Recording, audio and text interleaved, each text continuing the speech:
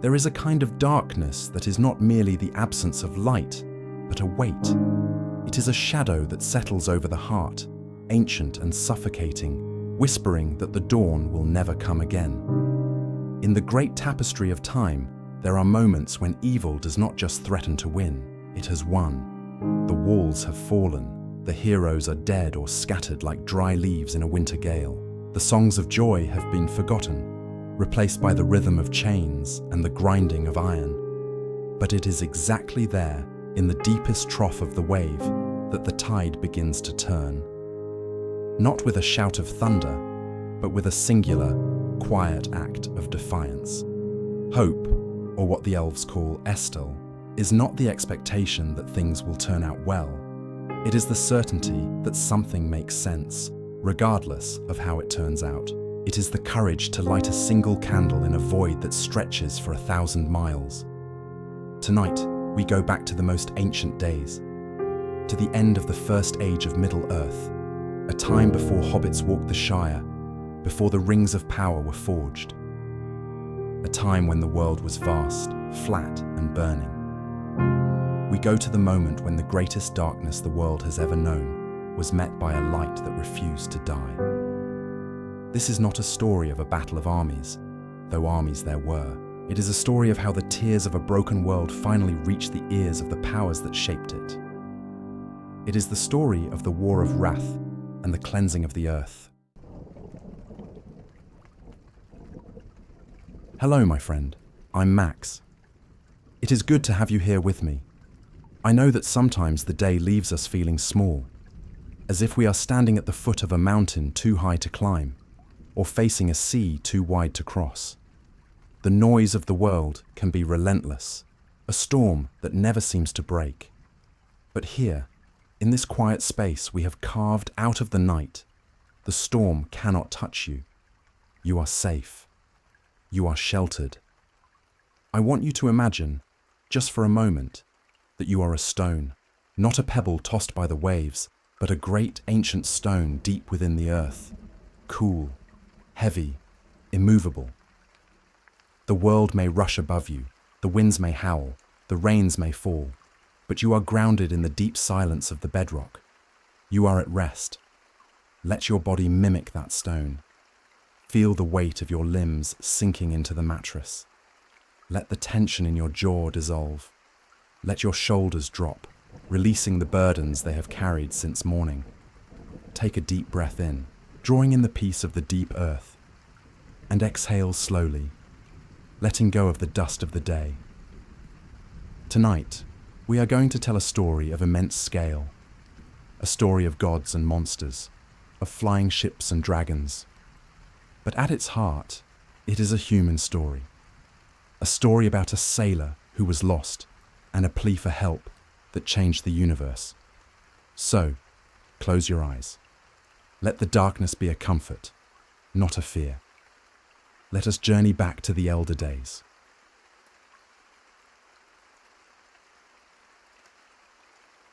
The history of the First Age is a history of a long defeat. For centuries, the elves and men of Beleriand, the lands to the west of the Blue Mountains, lands that no longer exist on modern maps, had fought against the Dark Lord, Morgoth. Morgoth was not like Sauron, whom you may know from later legends. Sauron was merely a servant. Morgoth was a Vala, a god who had fallen into shadow. He was the source of all evil in the world. He was the mountain that crushed, the cold that froze, the malice that corrupted. By the time our story begins, Morgoth had won. His fortress of Angband, with its 3 terrible peaks of Thangorodrim, spewed smoke that blackened the skies of the entire north. One by one, the great hidden kingdoms of the elves had fallen. Gondolin, the city of white stone, was a ruin of ash. Doriath, the kingdom of the forest, was a memory. The great heroes of old were dead. The survivors, a ragged remnant of elves and men, had been pushed to the very edge of the sea, to the mouths of the Sirion. They were refugees clinging to the last scrap of land, with the ocean at their backs and the shadow closing in from the north. Despair was the air they breathed. They believed the Valar, the angelic powers who lived across the sea in the blessed realm of a man, had forgotten them. They believed the world had been abandoned to the night. But among these refugees was a man who looked not at the ground, but at the horizon. His name was Eärendil. He was half elf and half man, carrying within him the blood of both kindreds, and carrying also their sorrow. He was a mariner, a lover of the sea, but his eyes were filled with a longing that the waves could not satisfy. He saw the suffering of his people, the children dying in the cold, the beauty of the world fading into grey, and a resolve hardened in his heart. If the powers of the world would not come to Middle-earth, then he would go to them. He would do the impossible. He would sail into the West. The West was forbidden. The Valar, in their grief and anger over the rebellion of the elves long ago, had hidden their realm behind the shadowy seas and the enchanted isles. No ship that sailed west ever returned. The waters were a maze of fog and sleep, designed to bewilder the mind and trap the soul. To sail west was to sail into silence. But Eärendil was not deterred. With the help of Círdan the shipwright, he built a ship. It was the fairest vessel ever made by mortal or immortal hands. They named it Vingilot, the foam flower. Its timbers were carved from the white birch of Nimbrethil, wood that remembered the starlight of ancient forests.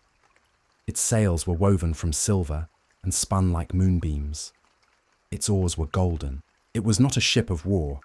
It was a prayer in the form of a vessel. Eärendil set sail, leaving his wife Elwing and his two young sons, Elrond and Elros, behind. He sailed into the twilight, seeking the light of Valinor. But the sea was vast and cruel. For years he wandered the waves, lost in the confusing mists of the shadowy seas. The wind mocked him. The stars were hidden. He was a speck of white wood in a universe of grey water, driven back again and again by unseen barriers. He would have died there, a lost sailor in a forgotten ocean, had it not been for a tragedy that turned into a miracle. Back at the mouths of Sirion, the sons of Feanor, elves bound by a terrible oath to recover the Silmarils, the holy jewels stolen by Morgoth, attacked the refugee haven. In the chaos, Eärendil's wife, Elwing, cast herself into the sea to save the Silmaril she possessed, but she did not drown. The power of the waters transformed her into a great white bird, and she flew across the ocean, seeking her husband. One night, as Eärendil stood at the helm of Vingilot, exhausted and ready to turn back, he saw a white star falling towards him. It was Elwing. She fell onto the deck of his ship, regaining her form, and she gave him the Silmaril. Everything changed. The Silmaril was not just a gem. It contained the light of the two trees of Valinor, the holy light that existed before the sun and moon. When Eärendil bound the jewel to his brow, Vingilot was no longer just a ship. It became a beacon. The light of the Silmaril cut through the shadows. It pierced the magical fogs of the enchanted isles. The winds of the world, recognizing a power greater than the barriers of the Valar, rose up to aid him. With the Silmaril burning on his forehead, Eärendil steered Vingilor where no mortal had ever gone. He passed the silence of the magic isles, where the waves sighed on rocks of dream. He passed the lonely isle, Tol Eressëa, where the sound of bells drifted over the water. And finally, at the moment when the night was deepest, he saw it, the Bay of Eldamar, the home of the elves, and beyond it, the white mountain of Tanicatil, where the Valar dwelt. He grounded his ship on the white sands of the Blessed Realm. The silence here was absolute. It was not the silence of death, but the silence of perfection. The sand shimmered like diamond dust. The green of the grass was so intense, it hurt the eyes of one accustomed to the grey of Middle-earth. Eärendil stepped off the ship. He ordered his small crew to remain behind, for he knew that the penalty for a mortal setting foot on the Undying Lands was death. He would take that risk alone. He walked inland, his boots leaving dark marks of Middle-earth dust on the pristine path. He arrived at the city of Tirion, the white city of the elves, built upon the hill of Tuna. He He expected guards or music or crowds. But the city was empty. It was the time of a great festival, and the population had gone to the halls of Manwë, the king of the Valar. Eärendil walked through the streets of crystal and pearl, a solitary figure in a ghost town of breathtaking beauty. The wind from the sea stirred his cloak, and the dust of his battles fell upon the white stones. He felt small. He felt unworthy. He was a trespasser in paradise. But he did not stop. He climbed the stairs towards the high places, and then he shouted. He did not shout a challenge. He shouted a plea. "Hail Eärendil, of mariners most renowned, the looked-for that cometh at unawares, the longed-for that cometh beyond hope." It was not a guard who answered him, but Eönwë, the herald of Manwë, a spirit of immense power. Eönwë did not strike him down. He bowed. He led the tired, dust-covered mariner into the high halls of Ilmarinn, where the gods sat in judgment.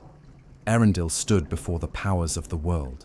He stood before Manwë, the lord of the breath of Arda, and Ulmo, the lord of waters, and Aule, the smith. The light in the room was blinding, a living presence. Eärendil did not ask for power. He did not ask for life.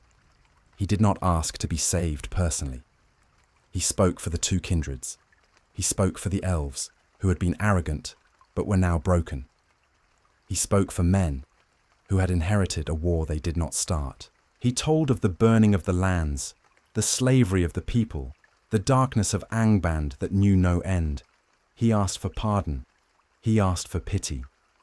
There was a silence in the hall of the Valar that lasted for what seemed like an age. It was a silence deeper than the ocean. The gods looked at this small, fragile being, this half-elf who had dared the impossible out of love for a world that was dying. And Manwë, the elder king, looked upon him and smiled. The ban was broken. The estrangement was over.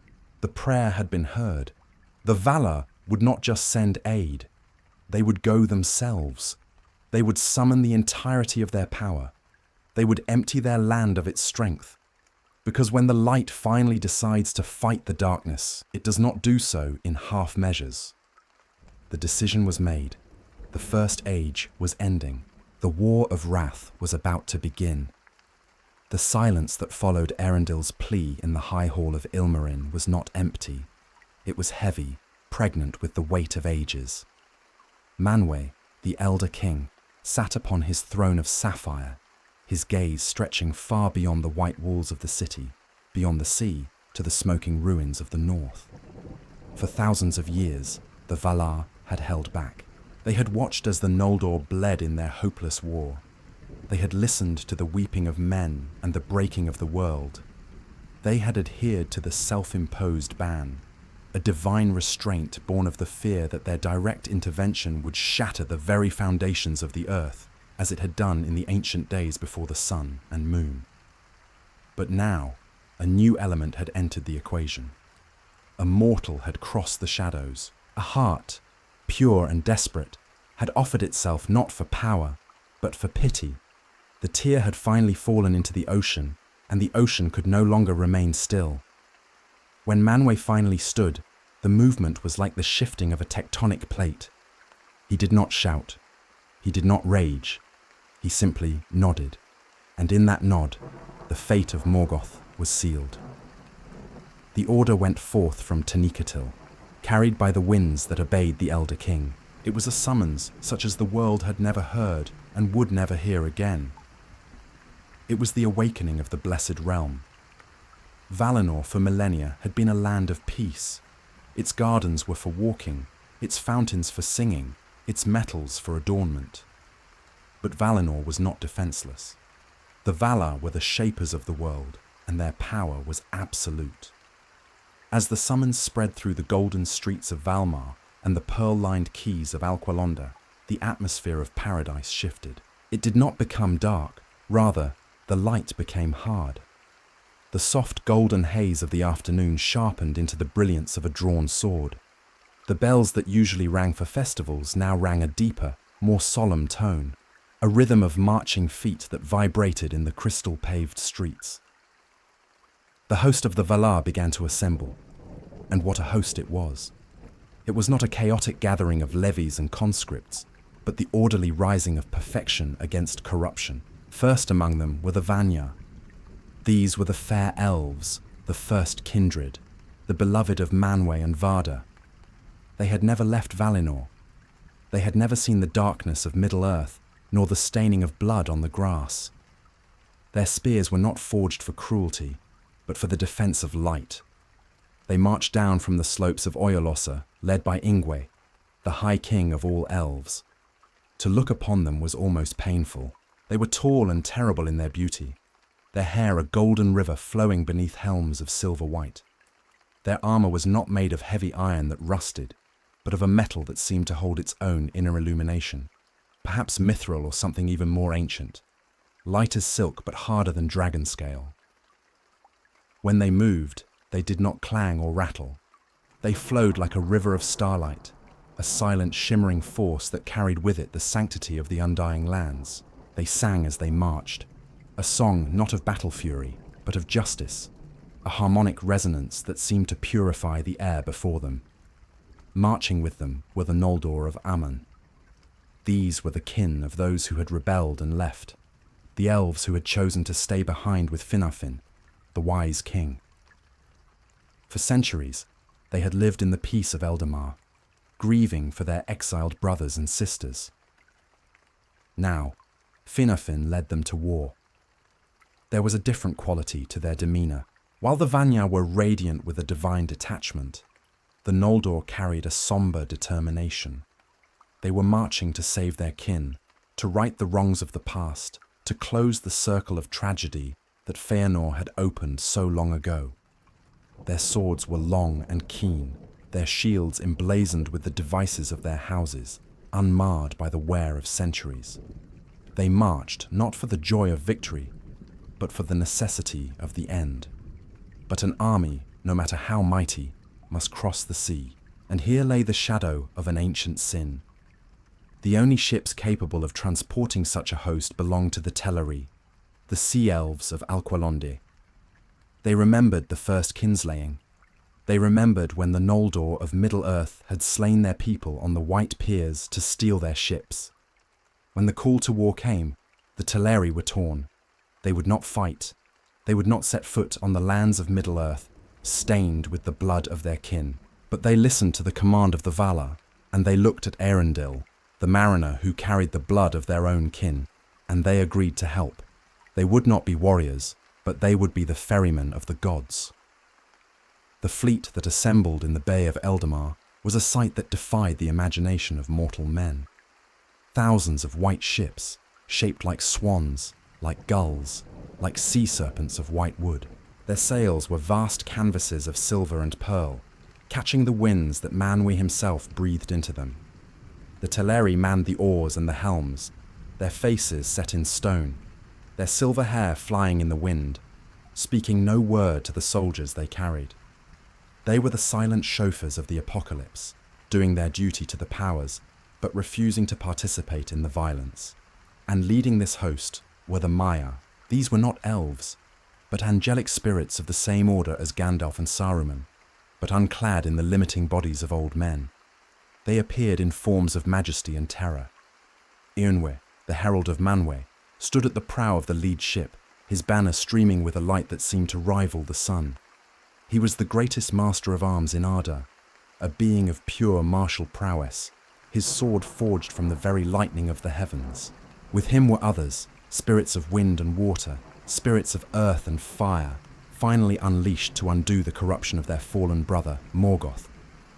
They did not need weapons in the traditional sense. Their very presence was a weapon, a concentrated reality that burned away the shadows.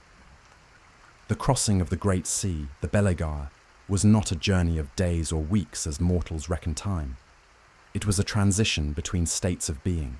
The Armada moved not just through space, but through the heavy, magical barriers that had separated the two worlds for so long. As the white ships cut through the shadowy seas, the enchantments that had trapped Eärendil for years unravelled before the prow of Eärendil's ship. The fog, thick with the magic of sleep and forgetfulness, recoiled from the light of the west. The waters, usually tumultuous and wild, smoothed into a glass roadway for the hosts of the king. Imagine the silence of that crossing. Millions of beings, yet the only sound was the hissing of the water against the hulls and the singing of the wind in the rigging. It was the calm before the ultimate storm. As they drew closer to Middle-earth, the quality of the light began to change. The pure, crystalline radiance of Valinor faded behind them, replaced by the dimmer, hazier light of the sun and moon of the mortal lands. And then, the smell. Even miles out at sea, the scent of the war drifted towards them. The smell of ash, the smell of scorched earth, the smell of a world that had been burning for centuries. The Vanyar, who had known only the scent of eternal flowers, grew stern. The Noldor wept silently. They were coming home, but their home was a ruin. The landing of the Host of Valinor was not an invasion. It was a reclamation. They made landfall on the western coasts of Beleriand, likely near the ruins of Eglarest and Britombar. The Teleri stopped their ships just before the surf broke, refusing to let the hulls touch the cursed sand. The army of the gods disembarked into the shallows, wading through the grey surf, their light illuminating the dark water. As the first foot of a Vanyar warrior touched the soil of Middle-earth, a tremor ran through the ground. It was not an earthquake of destruction, but a shudder of recognition. The earth remembered its masters. The land, groaned under the weight of Morgoth's tyranny, felt the touch of those who had sung it into existence. Eärendil stepped onto the beach.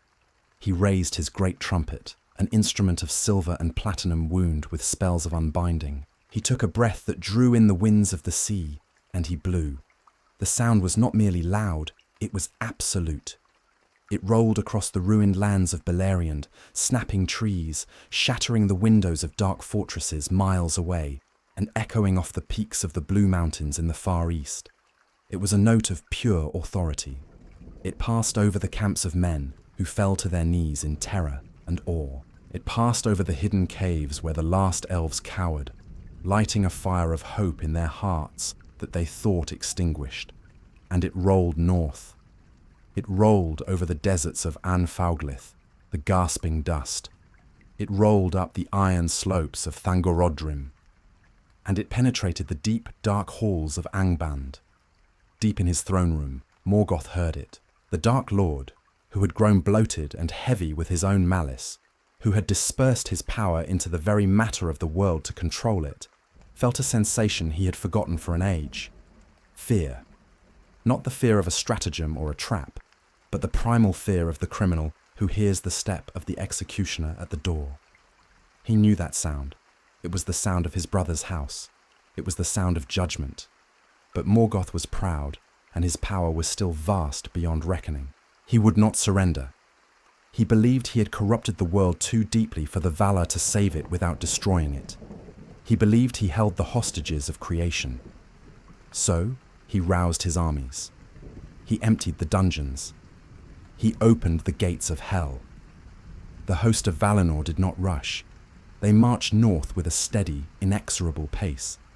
They crossed the river Sirion, which steamed as their light touched its waters. They marched across the fields, where so many heroes had died in vain. The grass, long dead, seemed to spring to life green and vibrant for a fleeting second under their boots, before turning to ash again, as if the earth was trying to bloom one last time for its saviors. The armies of Morgoth came out to meet them, and the scale of the enemy was something that mocks the word army. It was a tide of darkness. Orcs, numberless as the locusts of a plague, covered the miles of the dusty plain. They were not the ragtag bands of the Third Age.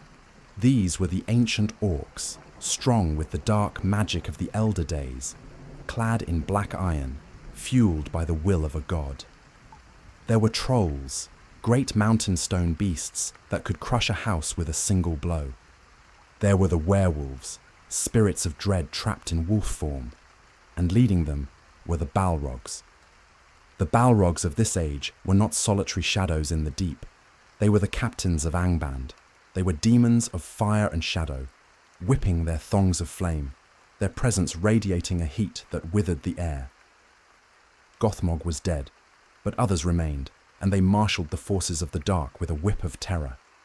The two hosts met on the great plain of Anfoglith, the desert of ash that lay before the gates of hell. It was the collision of two absolute forces. The impact of the first clash was so violent that the sound of it was said to have split the sky. But this was not a battle of attrition. This was the War of Wrath. The Vanyar did not falter. Their spears of white light pierced the shields of the orcs as if they were parchment. The light that radiated from the elves of Ammon was physically painful to the creatures of darkness.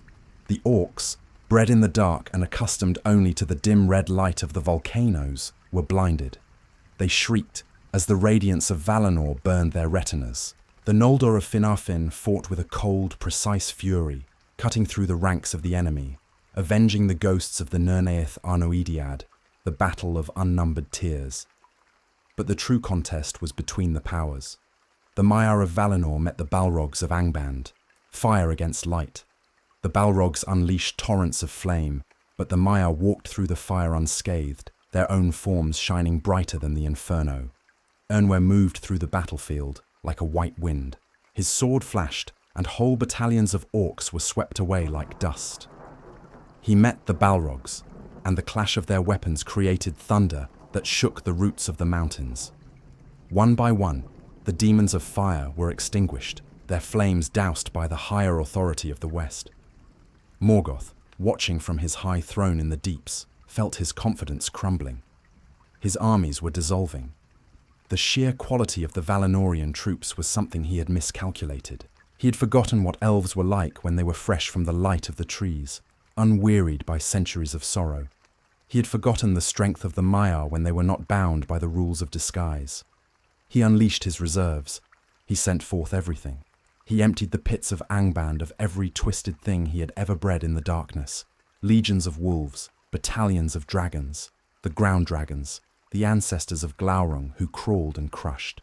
For a moment, the sheer mass of the counterattack slowed the advance of the West. The plain of Anfoglith became a churning sea of violence, a meat grinder of magical proportions. The geography of the battle began to change the world. The force of the magic being unleashed was too great for the earth to sustain. The river Sirion, the great artery of Beleriand, began to evaporate, its bed turning to dry mud. The earth cracked. Fissures opened, swallowing whole companies of orcs. The tectonic plates groaned. The mountains of the north, the arid Engrin, began to crumble. This was the wrath in the War of Wrath. It was not just an emotional anger, it was a physical undoing. The Valar were systematically dismantling the fortress of their enemy, and the land that had been corrupted by him was breaking apart in the process. Yet, amidst this cataclysm, there was a strange, terrible beauty. It was the beauty of a fever breaking, the cleaning of a wound. The light of the Vanya did not dim. They pushed forward, step by relentless step, driving the shadows back towards the gates of Angband. The noise was deafening, a cacophony of screams, roars, and the singing of the elves, which rose above the din like a clear bell. They were singing the walls down. As the days of battle turned into weeks, the inevitable became clear. The host of Morgoth was being annihilated. The orcs perished like straw in a fire. The Balrogs were destroyed or fled into the deepest roots of the earth, hiding in places so deep that they would not be found for thousands of years. The ground dragons were hemmed in and slaughtered. The host of Valinor stood before the Thangorodrim. The three volcanic peaks, the highest mountains in the world, loomed above them, belching black smoke. But the smoke could not hide the fear that now permeated the fortress. Morgoth, the coward at the heart of the shadow, realized he had one card left, a card he had been saving for the end of the world. He retreated into his deepest dungeon and unlocked the final gate. He had been breeding something in the secret dark, something that not even the spies of the Valar had seen. From the pits of Angband, a shadow arose that blotted out the light of the host. It was not a cloud. It was a wing. Morgoth unleashed the winged dragons. Until this moment, dragons had been earthbound, crawling reptiles of immense power. But now, he released the culmination of his dark arts, great beasts, vast as storms, with wings of leathery iron, and leading them was Ancalagon the Black. Ancalagon was not just a dragon, he was a catastrophe. He was the greatest dragon that ever was or ever would be. When he spread his wings, they blocked out the sun completely. His roar was a physical blow that knocked men and elves off their feet miles away.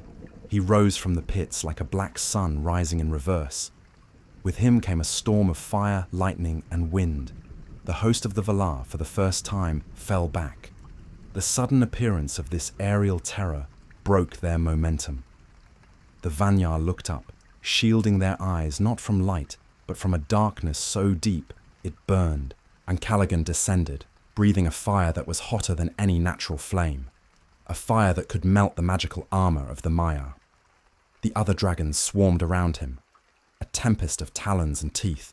The sky was filled with thunder and screaming.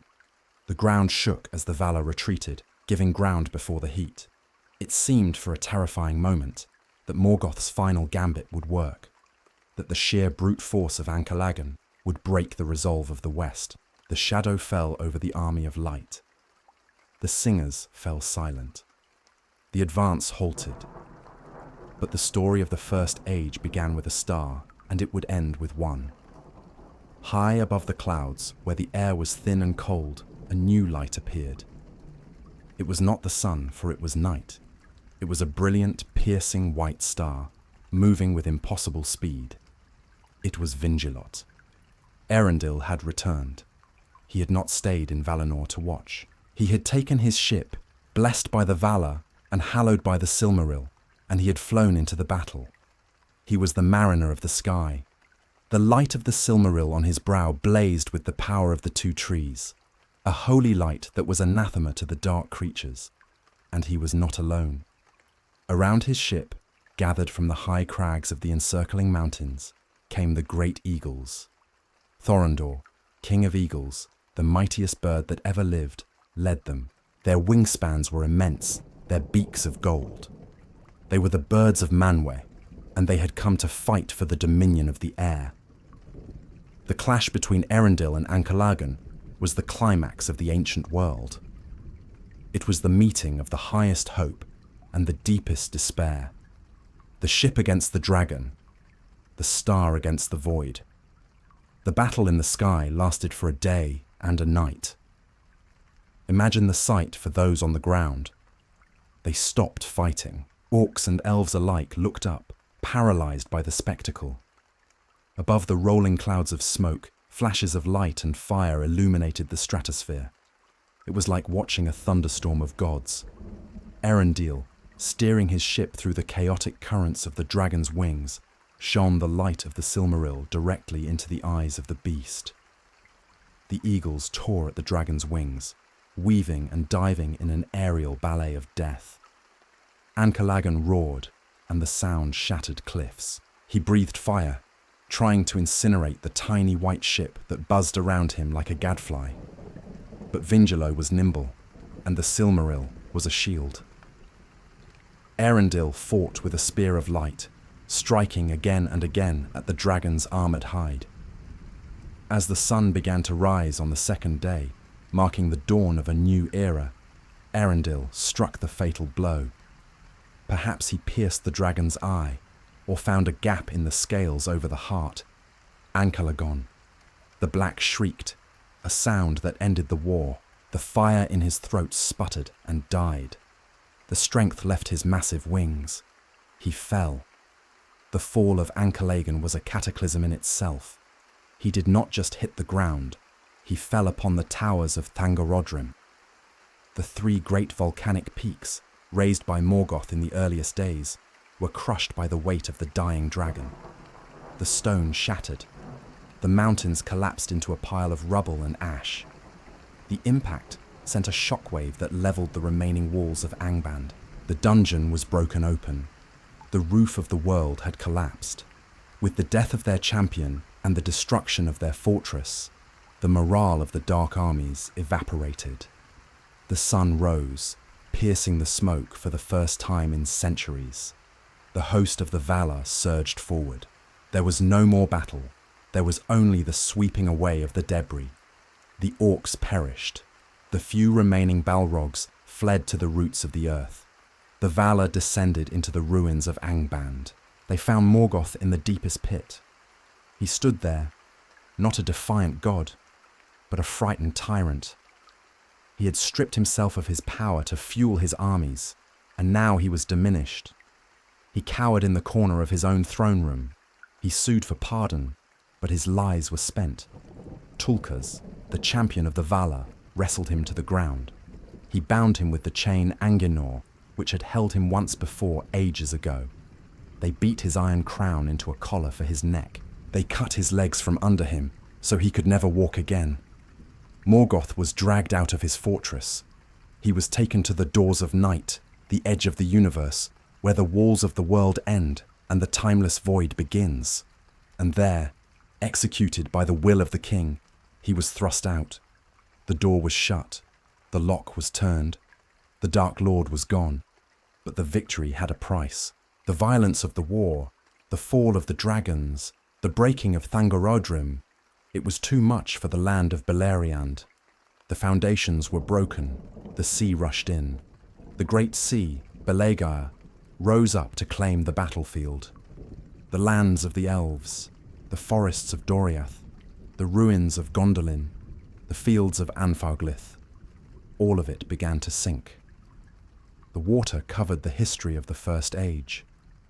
The mountains became islands. The valleys became the ocean floor. The map of the world was redrawn in water. The First Age ended not with a parade, but with the quiet sound of waves lapping against new shores. The evil was banished, but the beauty was drowned. It was a clean slate, washed by the tears of the world. And high above, in the evening sky, the Star of Eärendil rose, the Silmaril burning on his brow, standing guard at the door of night, a promise that the darkness, though it may return, will never again be absolute. The war was over, the world was quiet, and the sleep of the earth began. The trumpet of Eärendil had sounded, and its echo had faded into the dark north. But the silence that followed was not the peace of a library or a sleeping house. It was the silence of a held breath before a scream. It was the vacuum that precedes the rush of air into a burning room. On the vast grey desert of Anfauglith, the gasping dust, a plain of ash that stretched for leagues before the iron gates of hell, the two greatest forces in the history of the universe stood facing one another.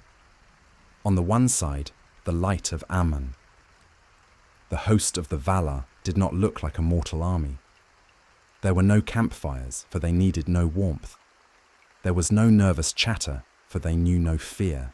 They stood in ranks of shimmering silver and gold, the Vanya elves glowing with a bioluminescence that came from their souls, fed by the light of the two trees that lived in their blood. They were a sea of stars descended to earth, calm, terrible, and beautiful. On the other side, the shadow.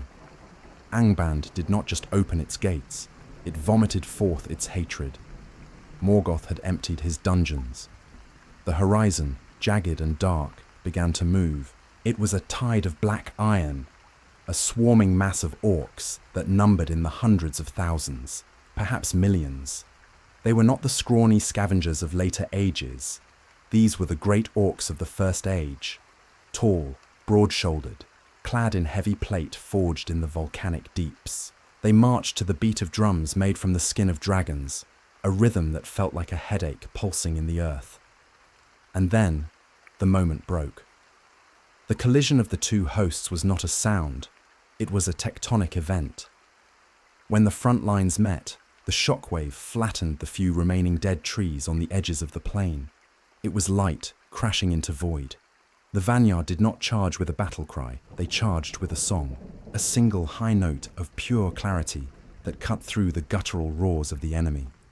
Their spears, tipped with star steel, pierced the thick iron shields of the orcs as if they were wet paper.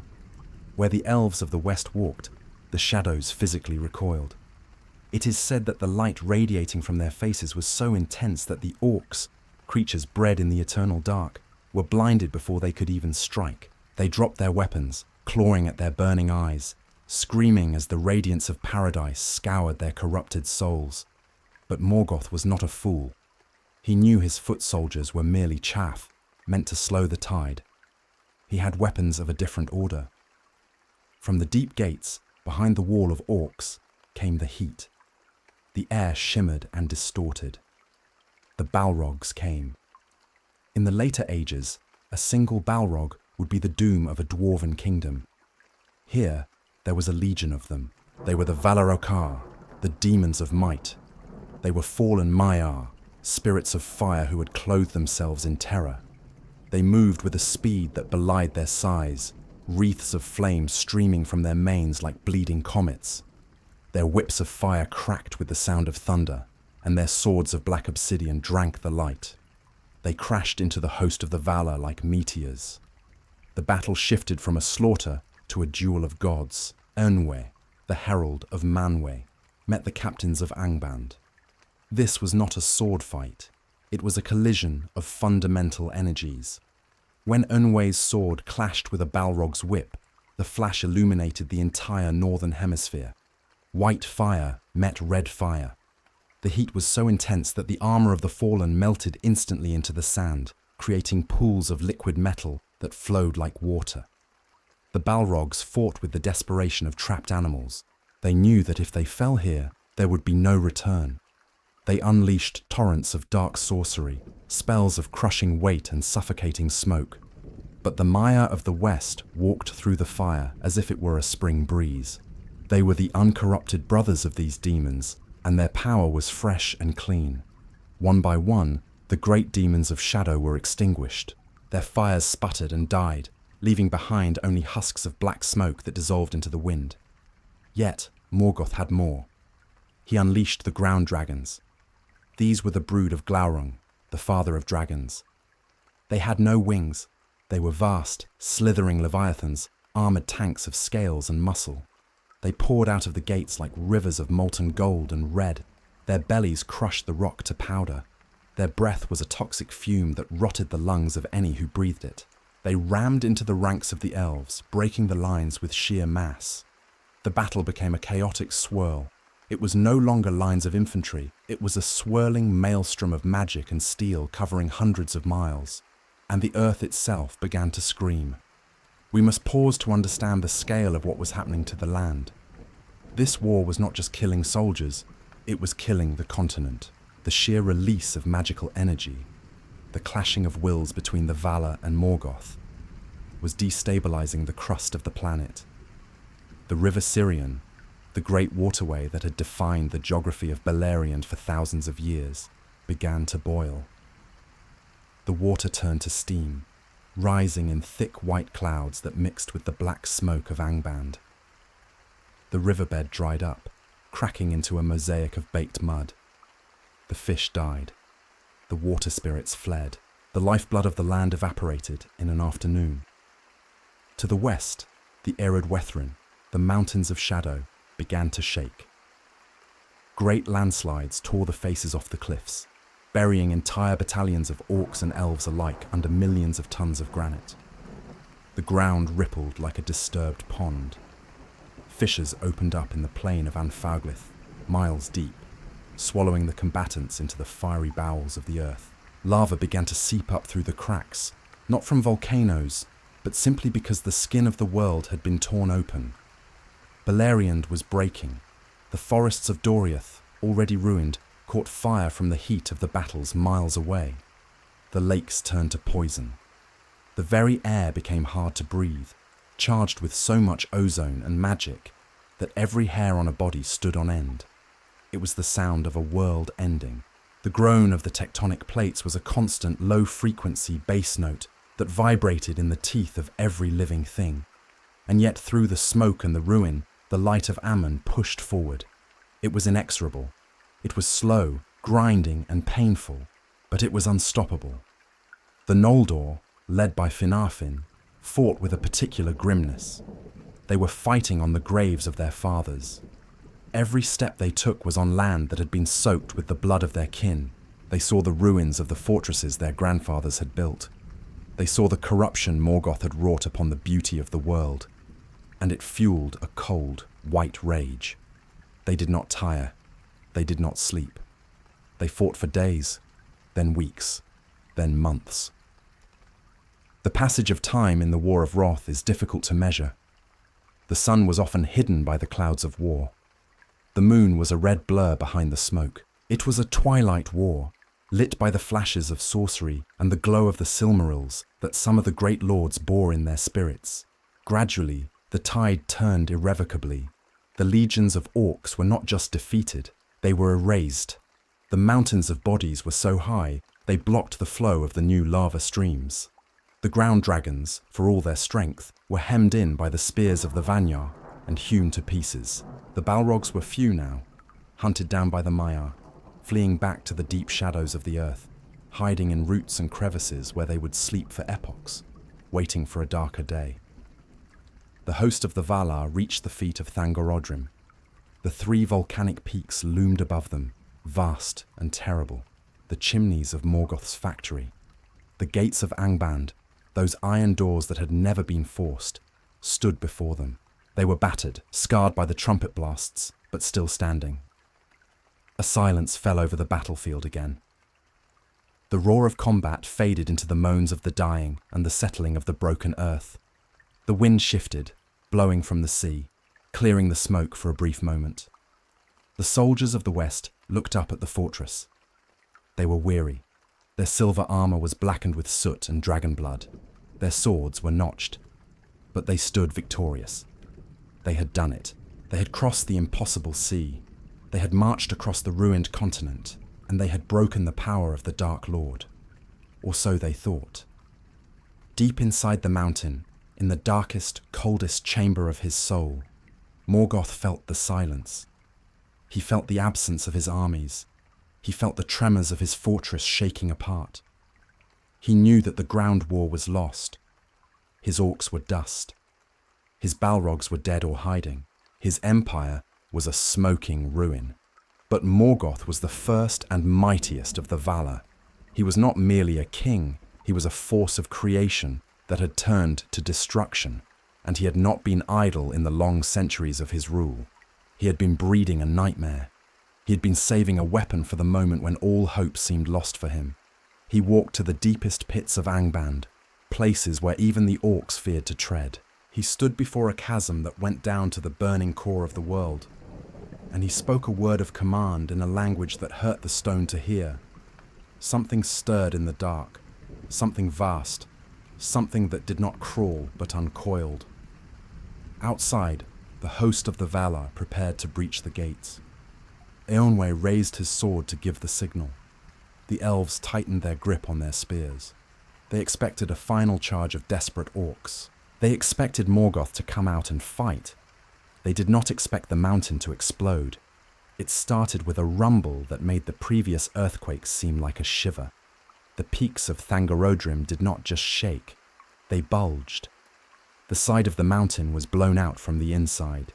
A cloud of black vapor, denser than night, shot into the sky, expanding outward at hurricane speeds. The Valar fell back, shielding their eyes. The wind knocked elves off their feet. The sky went pitch black.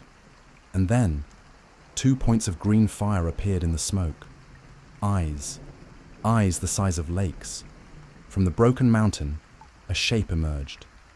It blocked out the stars. It blocked out the memory of the sun. It was Ancalagon the Black. He was the first of the winged dragons, and he was the greatest. He was a storm made flesh. His wingspan was so immense that when he spread his pinions, a shadow fell over the entire region of Anfauglith. He did not fly like a bird. He swam through the air, buoyed by dark magic and his own titanic will. Behind him came others, a fleet of dragons, finally released from the pits. But they were gnats compared to Ancalagon. He opened his mouth, and a torrent of fire released that turned the sand to glass for miles. The host of the Valar, the invincible army of light, broke formation. They scattered. The heat was unbearable. The sheer terror of the beast was a psychic weight that crushed the will to fight. Morgoth's laughter echoed from the ruins, amplified by the magic of his fortress. He had turned defeat into victory in a single stroke. The sky belonged to him.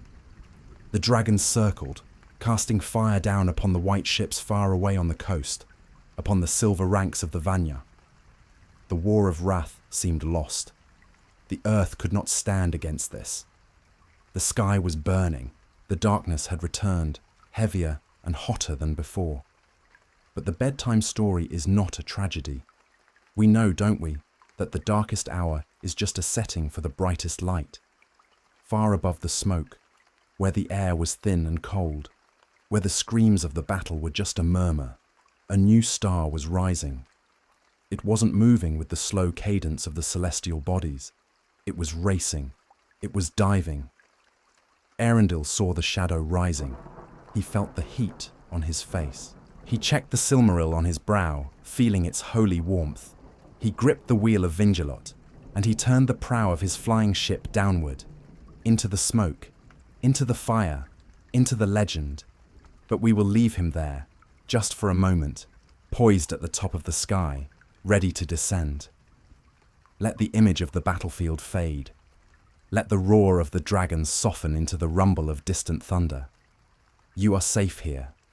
The fire of the story cannot burn you. It is just a picture painted in the mind. The earth beneath you is solid. The air in your room is cool. Take a breath. Feel the stillness. The war is far away, trapped in the amber of time.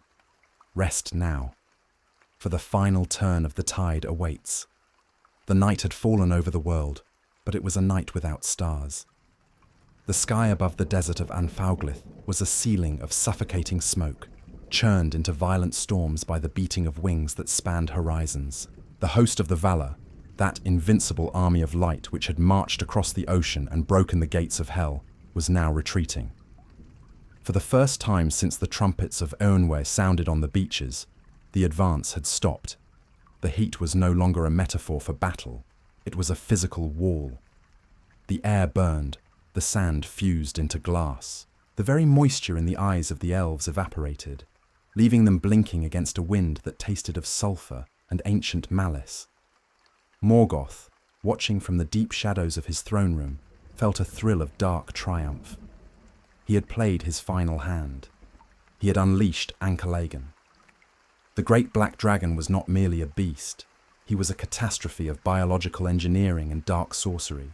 He floated above the peaks of Thangorodrim like a continent of iron and hate, his scales absorbing the little light that remained, his eyes burning like twin reactors of green malice. Beneath him, the lesser dragons swarmed like bats, breathing rivers of fire that drove the Maiar back, forcing even the great spirits to shield their faces. It seemed, in that terrible hour, that the war of wrath would end in a stalemate, or worse, in the incineration of the West's hope. The earth could not endure this temperature. The mountains were melting. The logic of the battle had shifted from strategy to survival. But the history of the First Age is written in the language of the impossible. It is a story that teaches us that when the night is darkest, we must look not to the east for the sunrise, but to the zenith. High above the layer of smoke, in the thin, cold air, where the breath of the world thins into the void, a new sound emerged. It was not the roar of a beast, nor the clang of metal. It was a hum, a vibration of pure, crystalline power. It was the sound of Vingilot. Eärendil had returned. He had sailed his ship through the door of night, navigating the trackless paths of the firmament. Now, seeing the shadow rising to consume the world below, he turned his prow downward. Vingilot was no ordinary ship. Its timbers of white birch were saturated with the hallowed oils of Valinor. Its sails of silver caught not the wind of the air, but the ether of the stars. It did not fall. It dove. It streaked through the upper atmosphere, a comet of blinding white fire. And on the brow of the mariner sat the Silmaril, the jewel that contained the light of the two trees, the light of creation before it was marred. It shone now with a brilliance that was painful to behold. It was a diamond supernova, a piercing beacon of holiness that cut through the smog of Angband like a razor through silk. As Eärendil pierced the cloud layer, he was not alone. From the high crags of the circling mountains, from the peaks of the Chrysogrim, where they had watched the world for millennia, the great eagles came. They did not come as scavengers. They came as the wrath of the wind. Thorondor was there, the king of eagles, he who had once scarred Morgoth's face. His wingspan was 30 fathoms wide, a living glider of golden feathers and steel talons. With him was a legion of the birds of Manwë. They screeched, a wild high cry that shattered the oppressive roar of the dragons. The meeting of the two aerial fleets was the single greatest kinetic event in the history of Arda. It happened in the space between the earth and the heavy clouds, a gladiatorial arena in the stratosphere. Eärendil did not hesitate. He steered Vingilot directly at Ancalagon. To the dragon, the ship must have looked like a gnat, a speck of dust. But as the ship drew closer, the light of the Silmaril began to burn. The dragon recoiled. The light was not heat, it was truth. It was a revelation of the purity that the dragon had been bred to destroy. It seared the dark magic binding the beast's soul. Ancalagon roared, and a column of black fire, hotter than the magma of the earth, erupted from his maw. It was a torrent meant to vaporize the ship instantly, but Vingilot was blessed. Eärendil banked the vessel with a thought, the ship moving with the impossible agility of a dream. The fire passed mere inches from the hull, singing the silver sails, but the white wood did not catch. The ship danced through the flame, riding the thermal currents of the dragon's own breath. The battle became a dogfight of gods. The eagles swarmed the lesser dragons, tearing at their leathery wings, diving from the heights with the force of falling boulders. Thorondor locked talons with a beast of red scales, the two spiraling down toward the burning plain before breaking apart at the last second. The sky was filled with the chaotic geometry of flight, the graceful arcs of the ship, the heavy, lumbering turns of the dragons, the sharp dives of the eagles. Lightning, summoned by the clash of opposing powers, arced between the combatants, illuminating the scene in strobe flashes of blue and white. For those on the ground, the elves of Vanyar, the Noldor, the cowering remnants of men, the battle was a distant, awe-inspiring display. They saw lights colliding in the smoke. They saw great shapes falling from the heavens, crashing into the desert with earth-shaking thuds. They saw the darkness being shredded by a star that refused to stay still. Eärendil fought not with a sword of iron, but with the ship itself and the light he bore. He flew Vingilot into the very aura of Ancalagon. The dragon snapped his jaws, rows of teeth the size of spears clashing shut on empty air as the mariner weaved away. Eärendil was faster. He was a moth of light harassing a bear of shadow. He flew under the dragon's belly, raking the soft scales with the prow of his ship. He flew above the dragon's head, the Silmaril blinding the great green eyes of the beast. The battle raged all through the night. It was a test of endurance. Eärendil's hands bled on the wheel. His mind was battered by the psychic pressure of the dragon's will. Ancalagon was ancient and vast. His mind was a labyrinth of cruelty. He tried to crush Eärendil's will, to make him give up, to make him see the futility of one man fighting a mountain. But Eärendil thought of Elwing, his wife, who had turned into a bird to save him. He thought of his sons, Elrond and Elros, left behind in a world of war. He thought of the tears of the refugees at the mouths of Sirion. And he found a reserve of strength that Morgoth could not understand, the strength of love. As the battle wore on, the sky began to lighten. The sun, Anar, was rising in the east. The dawn of the new day was coming. And with the dawn, the power of the shadow always weakens. Morgoth, sensing the shift, sent a mental command to Ancalagon. Finish it. Burn him. Ancalagon gathered his strength for one final apocalyptic attack. He drew in the vapors of the poisoned air, his chest swelling like a bellows. He prepared to unleash a firestorm that would cover the entire sky. But Eärendil saw the moment. As the first ray of the true sun pierced the horizon, Mixing with the holy light of the Silmaril, Eärendil turned Vingilot into a dive. He did not turn away, he turned in. He dove straight for the dragon's heart, moving faster than sound, a missile of white wood and starlight. At the last possible second, he pulled up, and as he passed the dragon's chest, he struck.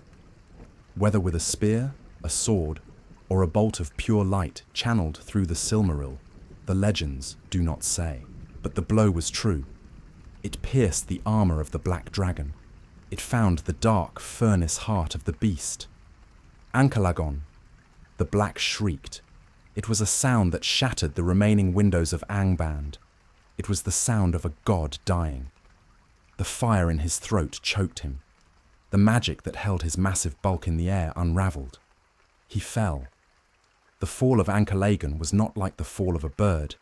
It was like the fall of a moon. He plummeted from the upper atmosphere, a burning wreck of scales and shadow. He fell for what seemed like minutes, growing larger and larger to the eyes of the watchers below. And he did not fall onto the empty plain. Fate, or the will of the music of the Ainur, guided his descent. Ancalagon crashed directly onto the towers of Thangorodrim, the three great volcanic peaks, the iron crown of Morgoth's fortress, the highest mountains in Beleriand, took the full impact of the greatest biological weapon ever created. The collision was a geological event. The mountains didn't just break, they were pulverized. The stone shattered into dust. The magma chambers inside them ruptured. The sound of the impact was felt before it was heard. The ground rippled like water. The host of the Valar was knocked off its feet. A shockwave of dust and debris rolled out over Anfauglith. When the dust settled, the landscape of the world had changed. Thangorodrim was gone. The peaks were leveled, reduced to a broken ruin of smoking rubble. Lying atop them was the broken carcass of Ancalagon, his black wings draped over the wreckage like a funeral shroud for the Empire of the Dark. The destruction of the towers was the final straw. The roof of Angband collapsed. The deep gates were buried. The fortress was cracked open like an egg. The silence that returned to the battlefield was profound. The sun rose fully now, bathing the ruined land in a pale, cold light. The dragons that remained, seeing their lord dead and their fortress broken, fled in terror. They scattered to the winds, to the waste places of the north and east, never to gather in such numbers again. The armies of orcs, leaderless and blinded by the sun, lost all will to fight. They cast themselves into the crevices of the earth, or were swept away by the advancing light of the west. The host of the Valar stood up. They dusted the ash from their silver armor. They looked at the ruin before them. There was no cheering. There was no celebration. The cost had been too high. The destruction was too vast. There was only a grim satisfaction. The job was almost done. Eärendil, his herald's banner now tattered but still bright, walked to the front of the army. He looked at the smoking hole that had been the gate of Angband. He raised his sword one last time. "It is finished," he whispered to the wind, but it was not quite finished. There was one loose end remaining. The architect of this woe, the shadow himself. The Valar advanced. They climbed over the carcass of Ancalagon. They climbed over the rubble of Thangorodrim. They descended into the broken throat of the world. The descent into Angband was a journey into a nightmare that was ending. The tunnels were collapsed. The pits were filled with the debris of the ceiling. The great furnaces were cold, buried under tons of rock. The air was thick with the smell of stale blood and fear. They marched deep, deeper than any mortal had ever gone. They marched to the nethermost hall. And there, in the dark, they found him. Morgoth Boglir, the dark enemy of the world. He who had arisen in might, who had contended with Manwë for the dominion of Arda. He was not sitting on his throne. He had fled to the deepest corner of his dungeon. He stood there, stripped of his armies, stripped of his dragons, stripped of his towers. He was vast, yes, a dark shape that loomed in the shadows, but he was hollow. His power had been spent, poured out into the domination of others, until there was nothing left in him but fear. He held his sword, Grond, the hammer of the underworld, but his hands trembled. He looked at Eärendil. He looked at the Maiar who surrounded him, spirits of light who shone in his darkness like judging stars. He tried to speak. He tried to weave a spell of deceit, to promise them secrets, to beg for a truce. But his voice was a dry croak. The time for lies was over. The universe had stopped listening to him.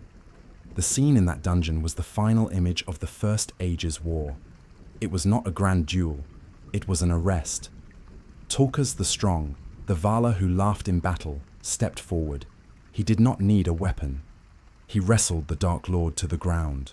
Morgoth fought, thrashing with the strength that had once raised mountains, but he was pinned. He was overpowered by the justice of the world.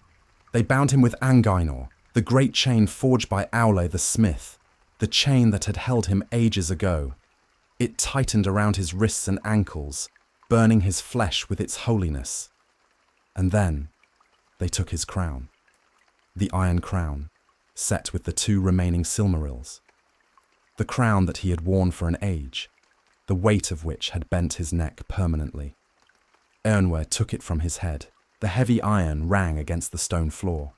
They beat the crown into a collar for his neck, and Eärendil took the 2 Silmarils, the holy jewels, and held them up. They shone in the darkness of hell, pure and undefiled, reclaiming their light from the thief who had stolen them. Morgoth was bound. He was broken. He was silent. The host of the Valar began the long march back to the surface, dragging their prisoner with them. As they emerged from the ruins of Thangorodrim into the sunlight of the new day, a cheer finally went up from the elves. Not a cheer of bloodlust, but a cheer of relief. The shadow was lifted. The sun shone on the north. The long nightmare of Beleriand was over. But as they looked south, towards the lands they had fought to save, the joy turned to sorrow. The sea was rising. The shock of the battle, the breaking of the mountains, the release of such vast energies, the land could not hold it. The waves of Belegar were rushing in to cover the scars. The war was won, but the world was broken. And that is where we leave them for a moment. With the dragon dead upon the mountain, with the Dark Lord in chains, and with the sea coming to wash the slate clean. Take a moment now. Let the adrenaline of the battle fade. Imagine the silence settling over the ruin. The great noise of the dragon's fall is gone. The screaming of the orcs is gone. There is only the wind blowing over the broken stones, the wind carrying the salt of the sea. You are safe. The dragon cannot hurt you. The darkness is bound in chains. Breathe in the quiet. Breathe out the tension. We have one last journey to take, to the edge of the world, to the final peace. Rest your head. The story is almost done. The night is yours. The war did not end with a cheer. It ended with the groan of a dying continent. As the host of the Valar marched south from the ruins of Angband, dragging the bound and footless form of Morgoth Bauglir in the dust, the ground beneath their boots felt wrong. It was soft, unstable, shivering like the skin of a fevered animal. The catastrophic release of magic, the breaking of the dragon, the shattering of the towers, the unleashed wrath of the Maiar, had done more than destroy a fortress. It had severed the anchors of the earth. The victory was absolute, but the cost was the stage upon which it was fought. Beleriand, the land of the ancient legends, the land of Thingol and Melian, of Turin and Beren, was drowning. It began in the west. The great sea, Belegar, which had battered the cliffs for eons, finally overcame them. The water did not rush in as a destroying wave, but as an irresistible, rising tide. It was a reclaiming. The ocean poured into the valleys of the river Sirion. It swallowed the forests of Brethil and Neldoreth. The great hill of Himring was surrounded, turning slowly into an island that would one day be known as Himling. The elves watched this from the higher grounds of the east, near the Blue Mountains. There was a terrible melancholy in the sight. They saw the places of their joy and their sorrow vanishing beneath the grey waves. The ruins of Nargothrond, the caves of immense beauty, filled with silt and salt water. The scorched plains of Anfauglith hissed as the ocean covered the ash, cooling the burns of the world. The history of the First Age was being buried, not in books, but in the deep. This was the Great Cleansing. The Valar had removed the cancer of Morgoth, but to do so, they had to cut away the flesh of the world. Amidst this rising water, a final tragedy played out, quiet and inevitable. The two remaining Silmarils, those holy jewels cut from the light of the two trees, were taken from Morgoth's iron crown. They shone with a beauty that made the heart ache. And the last two sons of Feanor, Medros and Maglor, weary from centuries of oaths and bloodshed, demanded them. But the jewels burned their hands. The hallowed light rejected them. Their right to the gems had been forfeited by the evil deeds they had done to recover them. In pain and despair, they understood finally that the oath was broken. Madros, unable to bear the burning judgment of the light, cast himself and his jewel into a fiery chasm of the earth.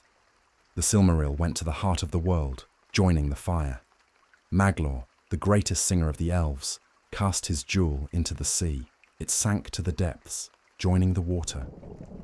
And so the three Silmarils found their long homes, one in the high airs of the sky, worn by Eärendil, one in the fires of the deep earth, and one in the rolling waters. The elements were balanced. The light was dispersed, safe from the greed of any Dark Lord forever. But what of the Dark Lord himself? The final act of the First Age took place not on the earth, but at the very edge of reality. The Valar took Morgoth to the walls of the night. These are the barriers that separate the created universe, EA, from the timeless void outside. Morgoth was not the terrifying Shadow Mountain anymore. Stripped of his power, bound in the chain Angainor, his collar made from his own iron crown, he was a small, wretched thing. He was thrust through the door of night. Imagine the sound of that door closing. It is a sound of finality, a heavy cosmic thud that resonates in the soul. The lock was turned. The darkness that had marred the world since the first notes of the music was exiled into the nothingness. He remains there still, wandering the void, unable to return, his malice impotent against the walls of the world. And to ensure he never returns, a guard was set. Eärendil the mariner. He did not return to the lands of men. He did not go back to the undying lands to rest. He accepted a vigil that lasts forever. In his white ship, Vingilot, hallowed by the Valar and lifted by the winds of the sky, he sails the oceans of heaven. The Silmaril upon his brow shines with the light of memory. When the sun sets and the world grows dark, he rises in the west. He is the Gil Estel, the star of high hope. For the elves who survived the sinking of Beleriand, looking up from the new shores of Lindon, that star was a promise. It told them that the darkness was not absolute. It told them that there is a light that cannot be conquered, a light that survived the ruin of the world. It was a sign that the Valar were watching. The map of the world was changed. The great continent was gone, replaced by the sea. The survivors established new realms. Gil-galad became the High King of the Elves in the west. Elrond, the son of Eärendil, chose the path of the half-elven, becoming a master of wisdom and healing, eventually founding Imladris, Rivendell. His brother, Elros, chose the fate of men, and led the surviving humans across the sea to a new island raised by the Valar, Númenor. The First Age ended in silence. The roar of battle was replaced by the rhythm of the waves against the new coastline. The smoke cleared, and the air was clean for the first time in thousands of years. The great story moved on. New shadows would rise, yes. Sauron, the servant, had escaped the judgment and hid in the east. But that is a tale for the Second Age. Tonight, we rest in the victory. We rest in the knowledge that the dragon has fallen, that the iron mountains are dust, that the sea has washed away the pain. Look up in your mind's eye. Look through the ceiling of your room, through the clouds, into the velvet deep of space. Do you see it? That bright, steady light on the horizon? the morning star, the evening star. It is Eärendil. He is sailing there, right now, as you sleep. He is keeping watch at the door of night. As long as he sails, the void cannot enter. As long as that light shines, you are safe. The world has been cleansed. The heavy burdens of the past have sunk beneath the ocean. What remains is the present moment, the stillness, the calm. You are like the new land, washed clean by the sea. The wars of the day are over. The anxieties of the mind have been cast into the void. Let the ship of your dreams lift anchor now. Let it catch the silver wind. Sail out onto the quiet, star-lit ocean of sleep. There are no storms here, only the gentle rocking of the waves. The story is done. The star is shining. Rest now. Good night. Just one last thought before you drift off completely. You know, what I love most about this story isn't the dragons or the armies of light. It's the idea of the clean slate. It's terrifying to think about a whole continent sinking, sure. But there is something profoundly healing about it too. The world had been hurt so badly, scarred so deeply by a history it couldn't escape, that the only way to heal was to wash it all away, to let the water cover the old wounds and start over. I think sleep is a little bit like that. Every night we carry the dust of our own battles, our worries, our mistakes, the things we wish we hadn't said. They feel like heavy mountains sometimes, like our own personal Thangorodrim. But when we close our eyes, we get to let the sea rush in. We get to wash the map clean. Tomorrow is a new continent. It's a new age. Whatever happened today, whatever shadows you fought, they belong to the past now. They are under the waves. You get to wake up to a brand new horizon. So, don't carry the old world into the new morning. Let it sink. Let it go.